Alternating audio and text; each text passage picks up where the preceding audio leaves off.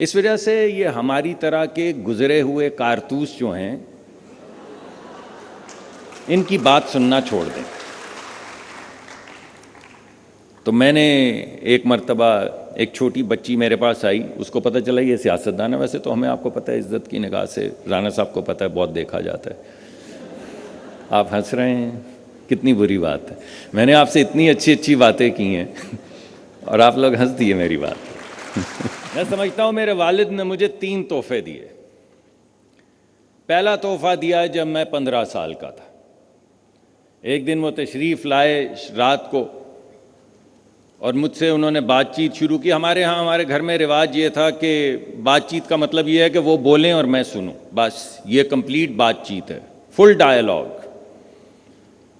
तो थोड़ी देर में उनको एहसास हुआ कि जो भी वो बात कहते मैं मानता जा रहा हूँ। उन्होंने 1-2 दफ़ा बात को उल्टाया पलटाया भी, तो मैं उल्टी बात भी मान गया। तो वो निकलने लगे तो मुड़े और मुझे कहने लगे कि I want you to know one thing. तो मैंने कहा जी। तो उन्होंने कहा every idiot's hero is his dad, just remember this. यानी उस दिन उन्होंने मुझे आज़ाद कर दिया। उन्होंने कहा कि मैं एक इंसान हूं, मुझे इंसान की तरह परखो। मैं एक इंसान हूं, मुझे इंसान की तरह देखो। मेरे अंदर अच्छाइयां हैं, कुछ कोताहियां हैं, मोहब्बत से देखो, एहतराम से देखो, मगर परखो। और उन्होंने मुझे कहा कि if you can not think beyond me, shame on me, not shame on you, because I must have done something wrong in raising you. तो ये पहला तोहफा है उस आज़ादी का, उस ऑब्जेक्टिविटी का। और ये सारे मेरे उम्र के लोग जो आपको आके रोज़ बताते हैं हमारी बात सुनो, हमें पता है, तुम्हें क्या पता, बकवास।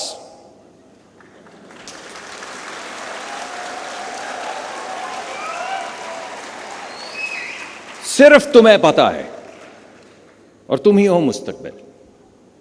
इस वजह से ये हमारी तरह के गुजरे हुए कारतूस जो हैं इनकी बात सुनना छोड़ दें।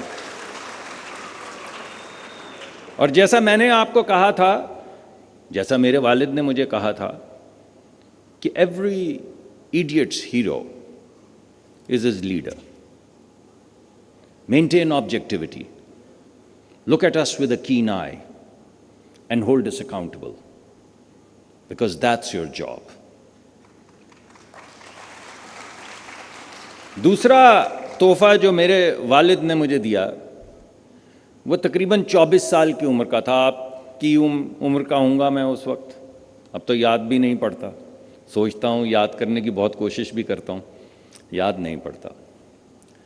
तो मुझे याद है कि हमारे यहाँ बड़ी घर में तकरीर चल रही थी कि फार्मेसी स्कूल में जाना है या डेंटल स्कूल में जाना है। ये अभी दाखिले के वक्त की बात है, 24 साल वाला वाक़या अभी आपको बताता हूँ। तो फ़ैसला ये हुआ कि फार्मेसी बेहतर है। तो मेरे वालिद ने मुझे कहा फार्मेसी स्कूल में दाखिले के वक्त कि यार ये बेहतर इस वजह से है कि तुम जब फारगुल बाल हो जाओगे, कुछ तालीम हासिल कर लोगे, तो तुम्हारा उठना बैठना डॉक्टरों के साथ होगा, पढ़े लिखे लोगों के साथ होगा, अस्पतालों के साथ होगा, तो अच्छी ज़िंदगी गुजारोगे पढ़े लिखे की को। और अगर को अल्लाह ने इस्तात दी और कोई छोटी फैक्ट्री वैक्ट्री खोल दी तो हो सकता है मुआशी तौर पे भी तरक्की कर लो। तो मैं बड़ा खुश हुआ, क्योंकि सोचने का तो मैंने ठेका अपने वालिद को दे रखा था। तो जब मैं ग्रेजुएट हुआ 24 साल की उम्र में, तो उन्होंने मुझे पूछा 5 महीने जब मैं फिरता रहा सड़कों पे, जैसा कि आप लोग फिर रहे हैं, क्योंकि कॉलेज से निकलने के बाद सड़कों पे ही फिरना पड़ता है। तो जब मैं 5-6 महीने फिर लिया तो एक दिन उन्होंने मुझसे कहा कि हाँ भाई उस्ताद, क्या प्लान है। तो मैंने वही जो उन्होंने मुझे कॉलेज में दाखिले के वक्त बात कही थी मनोअन वही सुना दी कि जी वो एक ऐसे करते हैं कि कोई छोटी सी फैक्ट्री लगा लेते हैं, पढ़े लिखे लोग हैं, डॉक्टर होंगे, कोई अस्पताल होंगे, ज़िंदगी अच्छी गुजर जाएगी। उन्होंने कहा हाँ हाँ ये बात तो बिल्कुल ठीक है। उनको समझ आ गई कि कॉलेज ने भी इसका कुछ नहीं बिगाड़ा। तो उनने मुझे कहा कि ठीक है। तो फलां हमारे अंकल हैं, उनकी एक छोटी सी फैक्ट्री थी, कोई बड़ी नहीं, उनका वहाँ चले जाओ, काम सीख लो, अगर कुछ समझ आएगी तो कर लेंगे। तो मैं जब जाने लगा, मैं मुड़ा तो उन्होंने मुझे फिर दूसरा तोहफा दिया। तो उन्होंने मुझे फिर दोबारा से कहा कि एक बात याद रखना। मैंने कहा जी। तो उन्होंने कहा कि once you join a rat race, even if you win, you are still a rat. Wow! If you join the rat race, even if you win, you still a rat. बस ये बात मेरे दिल को लग गई, आज नहीं भूली। अब मैं आपको अपनी उम्र तो नहीं बताऊंगा, लेकिन सोचा मैं 24 साल का था, आपसे भी नहीं सोचा जाएगा। लेकिन ये बात ने उसके बाद मेरा पीछा नहीं छोड़ा कि उस्ताद, चूहों की दौड़ में जीतोगे भी तो चूहे ही होगे। तो अगर बड़ा आदमी, बड़ी औरत बनना है तो बड़ा सोचना पड़ेगा, और ये चूहों की दौड़ तो छोड़नी पड़ेगी। तो फिर मैंने अपने वालिद से कहा कि मैं ये नहीं करूँगा, my heart is not into it.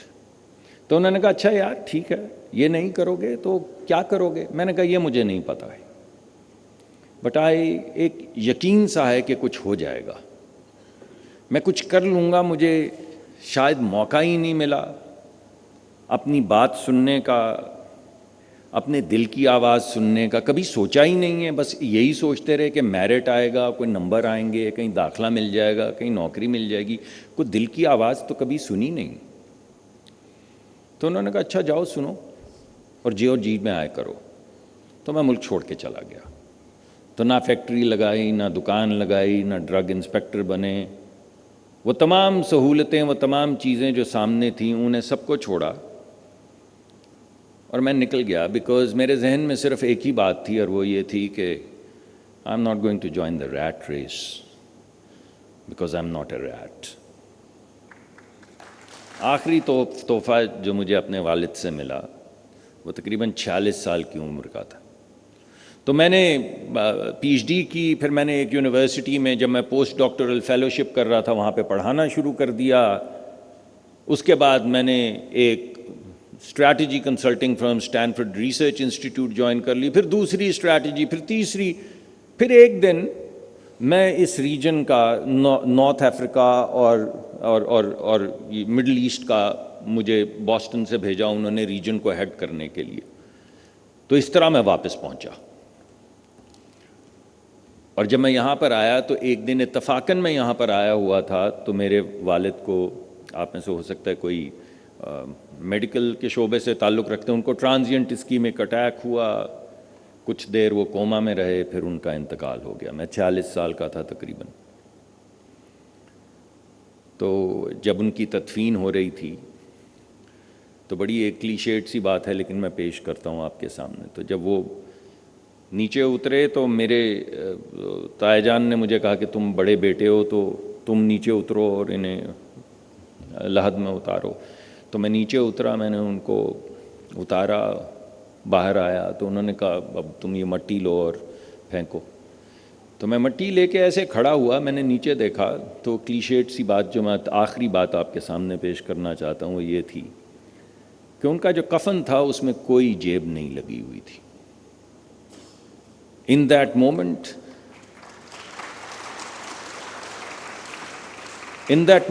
it did not matter whether his son was a senator or a janitor.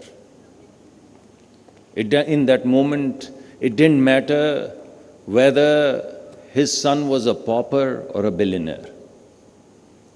All he took with him was his life. और एक घड़ी को मैं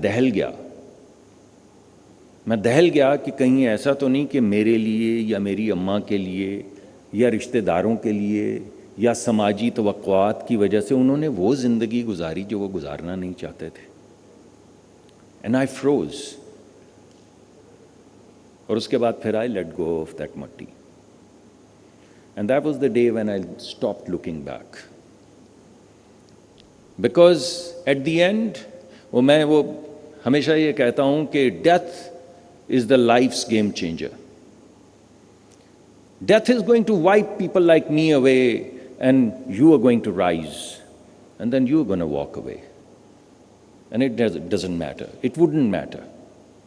जब से कायनात बनी है लोग मरते चले आ रहे हैं, इसी तरह नौजवान बड़े होते बूढ़े होते और चले जाते हैं। तो यही आपका चांस है एक, आपको सिर्फ अपने दिल की आवाज़ सुननी है। ये तो ज़िंदगी आपको दोबारा नहीं मिलेगी, आखिरत की ज़िंदगी तो है, ये ज़िंदगी आपको दोबारा नहीं मिलेगी। This is the only shot that you have. So I would say listen to your heart. Anything else is not worth it.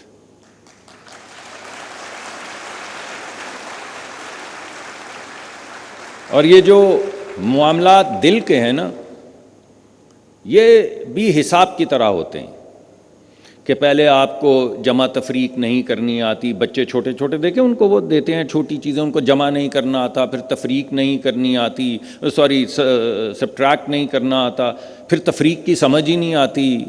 फिर जब वो लोएस्ट कॉमन डिनोमिनेटर तक पहुँचते हैं तो सब खो जाते हैं। हमने इतना काम किया, डिफरेंशियल इक्वेशंस और ना जाने क्या क्या मुगल्लज़ात थी, कभी पता ये नहीं चला कि इसका मतलब क्या है। ये दिल के मामलात भी ऐसे ही हैं। पहले आपको जमा नहीं करनी आएगी, फिर आपको तकसीम नहीं करनी आएगी, और एक दिन आप दिल की डिफरेंशियल इक्वेशंस को ऐसे सॉल्व कर रहे होंगे जैसे म्यूज़िक होता है। मगर अगर दिल की सुनेंगे नहीं, अगर दिल की सुनेंगे नहीं, तो मेरी उम्र को पहुंच के आप ये सोचें कि आज मैं दिल का दरवाज़ा खटखटाऊं, तो भाई वो तो कैल्सीफाइड हो चुका। आपकी मौत से बहुत पहले वो मर चुका होता है, वो तो आपसे बात नहीं करेगा फिर। तो अब सुनिए, अब बात कीजिए, ये है वक्त। इर्द गिर्द देखें, आप सब नौजवान हैं, अपने दिल की आवाज़ सुनना सीखिए। And be bold, make mistakes, कुछ गलत नहीं होगा। Have faith, have faith, make mistakes, nothing will go wrong.